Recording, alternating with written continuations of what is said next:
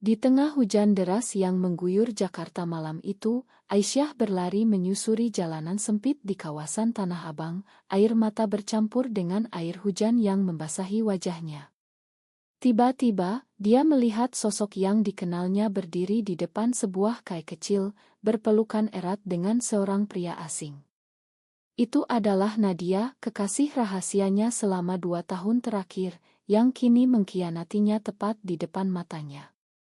Aisyah merasa dunia runtuh seketika, napasnya tersengal, tapi dia tidak berteriak atau marah, malah dia berlutut di genangan air, meminta maaf atas apa yang dia rasa sebagai kesalahannya sendiri. "Maafkan aku, Nadia," bisiknya dengan suara gemetar, "kalau aku tidak cukup untukmu." Nadia melepaskan pelukan pria itu, wajahnya pucat pasi, dan berlari mendekati Aisyah, tapi terlambat, luka itu sudah terlalu dalam. Aisyah bangkit perlahan, tangannya gemetar saat menyeka air mata. Dia ingat bagaimana semuanya bermula 2 tahun lalu, saat dia masih mahasiswa di Universitas Indonesia, jurusan psikologi. Saat itu, dia adalah gadis biasa dari keluarga konserati di Bogor, ayahnya seorang ustadz yang disegani di masjid setempat, ibunya ibu rumah tangga yang taat beragama. Aisyah selalu diajarkan bahwa cinta sejati hanya antara pria dan wanita, sesuai ajaran agama dan norma masyarakat. Tapi pertemuan dengan Nadia di sebuah seminar tentang hak asasi manusia mengubah segalanya. Nadia, seorang aktivis yang berani, dengan rambut pendek dan senyum yang penuh keyakinan, membuat hati Aisyah berdegup kencang untuk pertama kalinya. Mereka bertemu lagi di kai kampus, berbincang tentang isu sosial, dan tanpa sadar, Aisyah merasa tertarik pada Nadia bukan sebagai teman, tapi sesuatu yang lebih dalam. Itu adalah perasaan yang asing, menakutkan, tapi juga memabukkan. Pertemuan demi pertemuan membuat Aisyah semakin terjebak dalam pusaran emosi. Nadia, yang berasal dari keluarga liberal di Jakarta, terbuka tentang orientasi seksualnya. "Aku suka perempuan, Aisyah. Dan aku rasa kau juga," kata Nadia suatu malam saat mereka duduk di taman kampus. Aisyah menyangkal, tapi dalam hati, dia tahu itu benar. Mereka mulai berkencan secara diam-diam, mencuri waktu di kai-kai tersembunyi atau apartemen kecil Nadia. Setiap ciuman, setiap pelukan, membuat Aisyah merasa hidup, tapi juga penuh rasa bersalah. Ayahnya sering berkhotbah tentang dosa homoseksualitas, menyebutnya sebagai penyimpangan yang harus dilawan. "Allah menciptakan Adam dan Hawa, bukan Adam dan Adam," katanya di mimbar masjid. Aisyah sering terbangun malam hari, menangis karena takut neraka, tapi juga takut kehilangan Nadia. Sementara itu, Nadia menekan Aisyah untuk lebih terbuka. "Kita tidak bisa terus bersembunyi seperti ini. Keluargamu harus tahu siapa dirimu sebenarnya," desak Nadia. Tapi Aisyah takut. Keluarganya adalah segalanya baginya. Kakak laki-lakinya, Rahman, adalah polisi yang tegas, selalu mengawasi adik perempuannya. Ibu sering bertanya kenapa Aisyah jarang pulang ke Bogor, dan ayah semakin curiga dengan perubahan sikapnya. Suatu hari, saat Aisyah pulang, ayahnya menemukan pesan teks dari Nadia di ponselnya. "Aku kangen kamu, sayang." Ayah marah besar, memaksa Aisyah berjanji untuk menjauhi Nadia. "Itu teman buruk, Aisyah. Jauhi dia sebelum kau terseret ke jurang dosa." Aisyah berbohong, mengatakan Nadia hanya teman biasa, tapi hati kecilnya hancur. Aisyah mulai ragu. Apakah cinta ini benar? Atau hanya godaan setan seperti yang dikatakan ayahnya? Dia mencoba menjauh dari Nadia, tapi Nadia tidak menyerah. Mereka bertemu lagi, dan Nadia mengaku bahwa dia juga takut, tapi yakin bahwa cinta mereka layak diperjuangkan. "Di Indonesia ini banyak yang seperti kita, Aisyah. Kita harus kuat." Tapi tekanan semakin berat. Teman-teman Aisyah di kampus mulai bergosip, menyebutnya lesbi. Salah satu teman dekat, Sinta, yang awalnya mendukung, tiba-tiba menjauh setelah tahu rahasia itu. Aku takut terlibat, Ais. Keluargaku konserati. Pengkhianatan kecil itu membuat Aisyah semakin kesepian. Suatu malam, setelah pertengkaran hebat dengan Nadia tentang masa depan mereka, Aisyah pulang ke Bogor. Di sana, ayahnya mengatur pertemuan dengan seorang pemuda dari keluarga teman masjid, bernama Aisal. Dia pria baik, Aisyah. Nikahilah dia, biar hidupmu lurus. Aisyah menolak dalam hati, tapi diam saja. Aisal tampan dan sopan, tapi Aisyah tidak merasakan apa-apa. Malam itu, dia menelepon Nadia, menangis. Aku tidak bisa, Nad. Keluargaku akan hancur kalau tahu. Nadia marah, kau pilih mereka atau aku. Aisyah terdiam, dan Nadia memutuskan sambungan. Itu adalah awal retaknya hubungan mereka. Bulan-bulan berikutnya, Aisyah mencoba hidup normal. Dia berkencan dengan Aisal, berpura-pura bahagia. Tapi setiap malam, dia memimpikan Nadia. Sementara Nadia terluka, mulai dekat dengan orang lain. Itu yang membawa pada malam hujan itu, saat Aisyah melihat Nadia dengan pria asing. Prianya ternyata bukan kekasih, tapi saudara sepupu yang datang dari luar kota. Tapi Aisyah salah paham. Pengkhianatan yang dia rasakan adalah ilusi, tapi luka itu nyata. Aisyah berlari pulang, hati hancur. Besoknya, dia harus memutuskan, menghadapi Nadia atau menyerah pada tekanan keluarga. Pagi itu, Aisyah bangun dengan mata bengkak. Ponselnya penuh pesan dari Nadia, Aisyah, itu bukan seperti yang kau lihat. Tolong jawab. Tapi Aisyah tidak mau mendengar. Dia merasa dikhianati, meski tahu mungkin ada salah paham. Di kampus, dia menghindari Nadia, tapi Nadia mengejarnya ke perpustakaan. Dengar aku, Ais. Pria itu saudaraku, bukan kekasih. Aku tidak akan mengkhianatimu. Aisyah menatap Nadia dengan mata penuh air mata. Kenapa kau peluk dia seperti itu? Kau tahu aku sensitif. Nadia menghela napas, karena aku kesepian, Ais. Kau selalu ragu, selalu pilih keluargamu. Pertengkaran itu berakhir dengan Aisyah pergi, meninggalkan Nadia sendirian. Aisyah pulang ke Bogor akhir pekan itu. Ayahnya tampak senang melihatnya. Aisal bilang kalian semakin dekat. Bagus, Aisyah. Pernikahan akan menyelesaikan semuanya. Aisyah tersenyum palsu, tapi dalam hati, dia muak. Ibu menyadari ada yang salah. Kau tampak murung, nak. Ada masalah. Aisyah hampir menceritakan semuanya, tapi takut. Malam itu, Rahman, kakaknya, datang dengan berita buruk. Aku dengar gosip di kampusmu, Ais. Tentang kau dan seorang perempuan. Benarkah? Aisyah panik, menyangkal. Itu itnah, Kak. Tapi Rahman curiga. Jangan bohong. Kalau benar, ayah akan hancur. Tekanan itu membuat Aisyah semakin tertekan, sementara itu, Nadia tidak menyerah. Dia mengirim surat ke alamat Bogor Aisyah, menceritakan perasaannya. Aku cinta kau, Ais. Tapi kalau kau terus sembunyi, kita akan rusak. Surat itu dicegat oleh Ibu Aisyah. Ibu membacanya diam-diam, lalu menghadapi Aisyah. Siapa Nadia ini? Kenapa dia bilang cinta? Aisyah pucat, tapi berbohong lagi. Dia teman gila, Bu.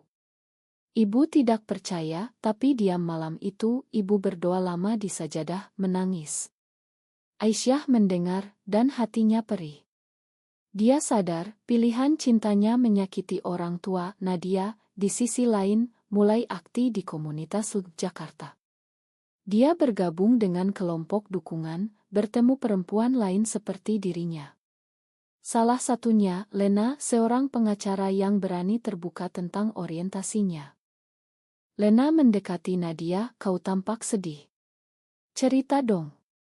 Nadia menceritakan tentang Aisyah. Lena tersenyum, kau butuh seseorang yang siap berjuang bersamamu. Nadia tergoda tapi masih cinta Aisyah.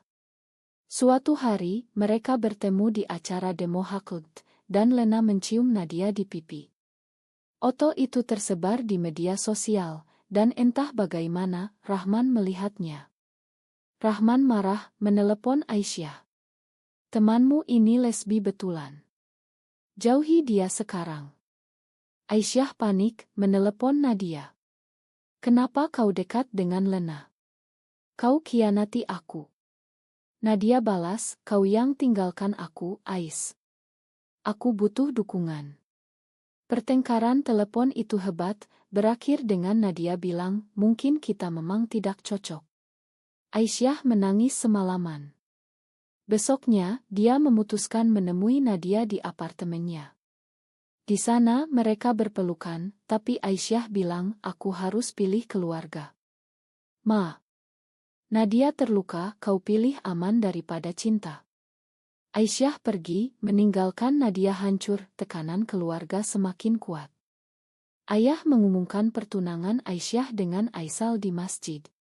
Aisyah tidak bisa menolak. Malam pertunangan, dia merasa seperti boneka. Aisal baik, tapi Aisyah tahu itu palsu. Setelah acara, dia kabur ke Jakarta, menemui Nadia lagi. Aku tidak bisa nikah, Nad.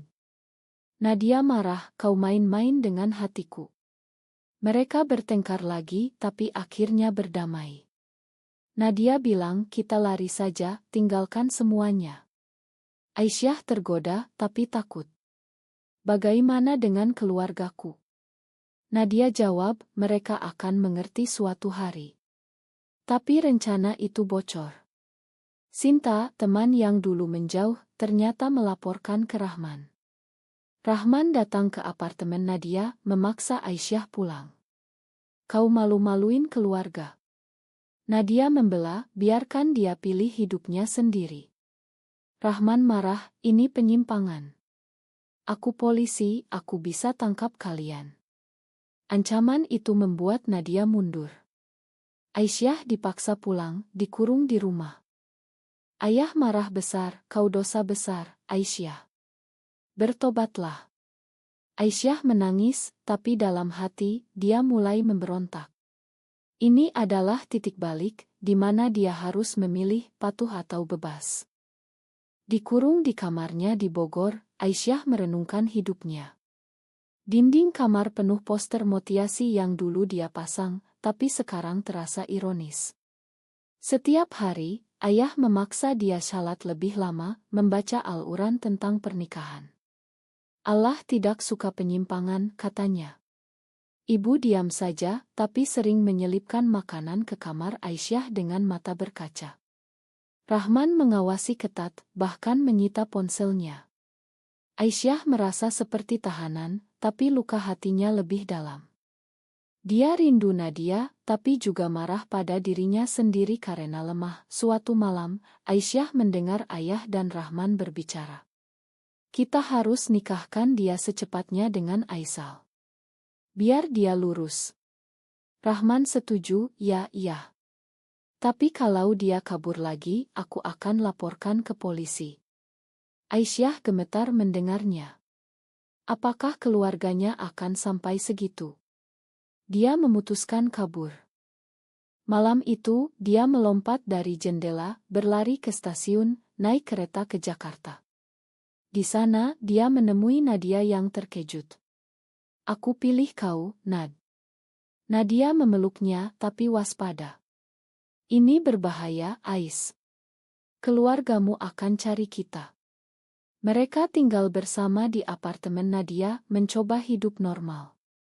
Tapi tekanan datang dari luar. Di kampus, gosip semakin menyebar. Dosen psikologi Aisyah, Burina, memanggilnya. Aku dengar tentangmu. Ini Indonesia, Aisyah.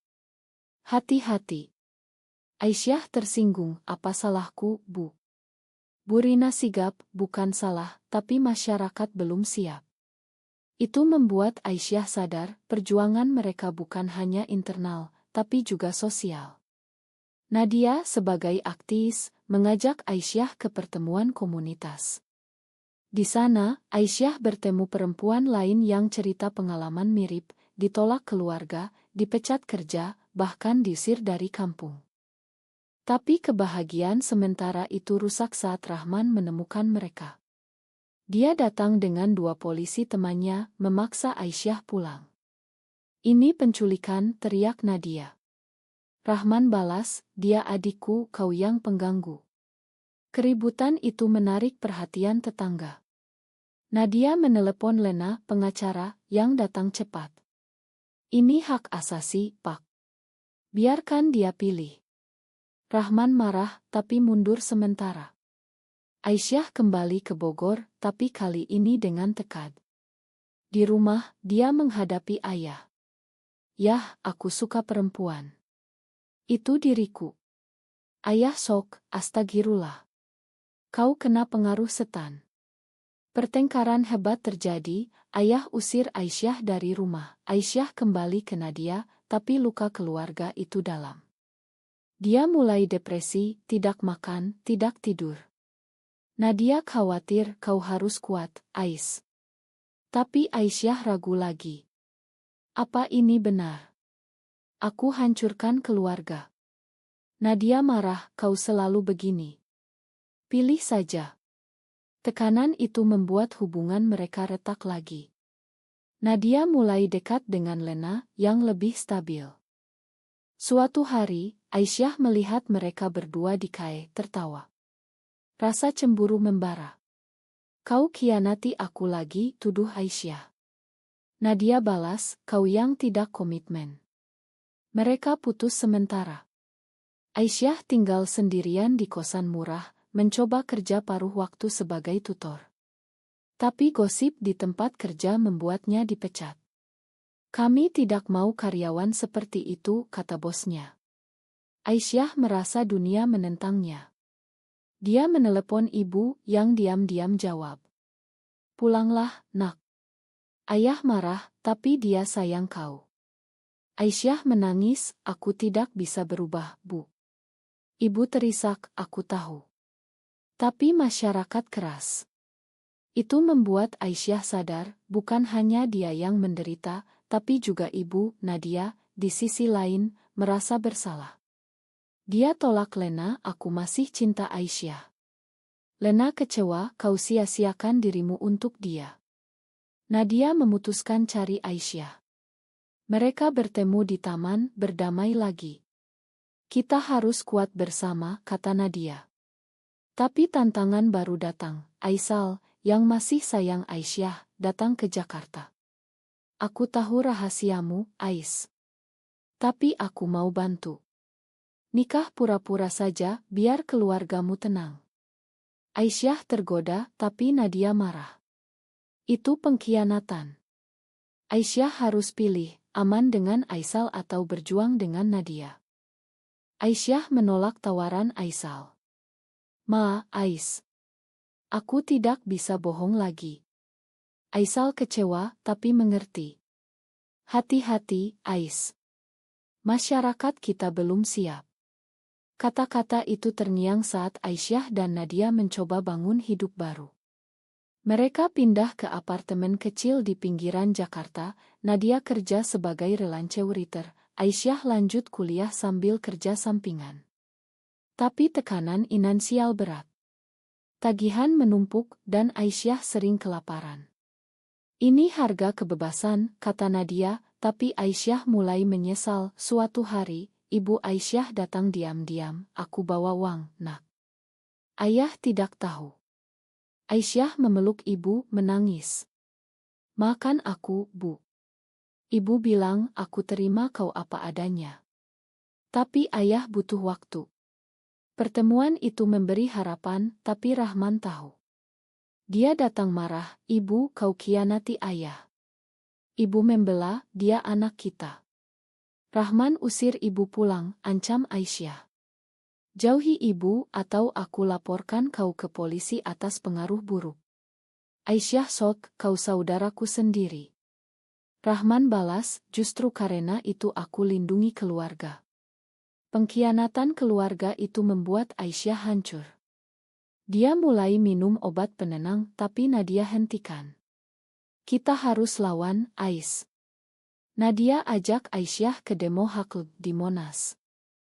Di sana mereka bertemu ratusan orang, bernyanyi, berorasi. Aisyah merasa tidak sendirian. Tapi demo berubah chaos saat kelompok radikal datang, lempar batu, teriak haram. Polisi bubarkan, Nadia terluka di lengan. Di rumah sakit, Aisyah menangis, ini terlalu berbahaya. Nadia balas, ini perjuangan kita. Tapi luka itu membuat Nadia ragu. Lena datang jenguk, tawarkan bantuan hukum. Kalian butuh perlindungan. Nadia tergoda dan Aisyah cemburu lagi. Kau pilih dia. Nadia marah, kau selalu curiga. Mereka bertengkar hebat, Nadia pergi ke rumah Lena. Aisyah sendirian, merasa ditinggalkan. Besoknya, dia dapat berita, Nadia dan Lena ditangkap polisi atas tuduhan penyimpangan moral. Ternyata Rahman yang laporkan. Aisyah panik, datang ke kantor polisi. Lepaskan mereka. Nadia tidak salah. Rahman di sana, ini untuk kebaikanmu, Ais. Aisyah marah, kau hancurkan hidupku. Dia hubungi Burina, dosennya, yang punya koneksi. Burina bantu, tapi Nadia dibebaskan dengan syarat, tinggalkan Aisyah. Nadia tolak, aku pilih Aisyah. Tapi Lena dibebaskan lebih dulu, dan rumor Nadia selingkuh dengan Lena menyebar.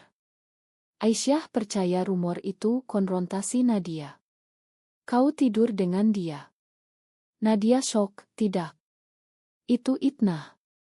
Tapi Aisyah tidak percaya, pergi, Aisyah pulang ke Bogor, minta maaf pada ayah. Aku salah, ya. Aku mau nikah dengan Aisal. Ayah senang, alhamdulillah. Tapi ibu tahu itu bohong. Jangan paksa diri, nak. Aisyah diam persiapan pernikahan dimulai, Aisyah seperti ombie. Nadia coba hubungi, tapi Aisyah blokir. Malam sebelum nikah, Nadia datang ke Bogor, naik ke jendela kamar Aisyah. Jangan lakukan ini, Ais. Kau akan menyesal. Aisyah menangis, aku lelah bertarung. Nadia peluk dia, kita bertarung bersama. Tapi Rahman dengar, datang dengan ayah. Pergi dari sini, teriak ayah. Nadia lari, tapi janji, aku tunggu kau. Pagi nikah, Aisyah berdiri di depan penghulu, tapi hatinya hancur. Saat ijab kabul, dia bilang tidak. Semua sok. Ayah marah, kau malu-maluin. Aisyah lari, naik taksi ke Jakarta. Di sana, dia temui Nadia. Aku pilih kau. Mereka peluk, tapi tahu harga mahal, keluarga hilang, masyarakat menentang. Kehidupan baru Aisyah dan Nadia dimulai dengan penuh tantangan. Mereka pindah ke Bali, harap lebih bebas. Nadia dapat kerja di Ngohak Asasi, Aisyah lanjut psikologi online. Tapi bayang masa lalu mengejar. Ayah kirim surat, kau bukan anakku lagi. Ibu diam-diam hubungi, aku doakan kalian. Rahman blokir semua kontak. Di Bali, mereka bertemu komunitas lebih besar, tapi tetap hati-hati. Suatu hari, demo di Denpasar diserang, Nadia terlibat, dipukul. Aisyah rawat dia, ini terlalu berisiko. Nadia balas, ini untuk masa depan kita. Hubungan mereka diuji lagi saat Lena datang ke Bali untuk konferensi. Aku masih peduli Nadia, kata Lena. Aisyah curiga, tapi Nadia tolak. Aku setia pada Ais. Tapi rumor lama muncul lagi, dari Sinta yang sekarang di Bali. Sinta minta maaf, aku dulu takut, tapi sekarang aku dukung. Aisyah makan, tapi luka lama terbuka. Mereka bertiga diskusi panjang tentang masyarakat Indonesia, bagaimana agama, budaya, dan hukum menekanut. Kita harus ubah dari dalam, kata Nadia. Aisyah mulai aktif, tulis artikel anonim tentang pengalaman.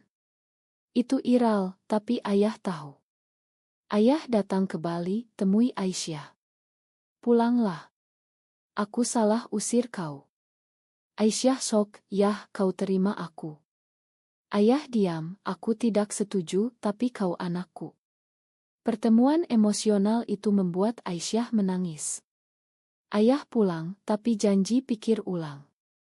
Rahman ikut, minta maaf. Aku takut kehilangan kau. Rekonsiliasi lambat, tapi mulai. Ibu datang kemudian, peluk Aisyah dan Nadia. Aku lihat kalian bahagia. Itu cukup. Keluarga mulai terima, meski ayah masih ragu. Aisyah dan Nadia nikah simbolis di pantai, hanya teman dekat. Tapi tantangan belum selesai. Nadia dapat ancaman dari radikal online. Mereka pindah lagi ke Yogyakarta. Di sana, Aisyah buka konseling untuk bantu orang lain. Nadia tulis buku tentang perjuangan mereka. Tahun berlalu, mereka lebih kuat. Tapi Aisyah sering renung, apakah pilihan ini benar? Dia lihat teman yang pilih aman, bahagia dengan keluarga heteronormati. Tapi dia tahu, itu bukan dirinya. Nadia bilang, kita bayar harga, tapi dapat kebebasan. Cerita mereka jadi inspirasi, tapi juga kontroversi.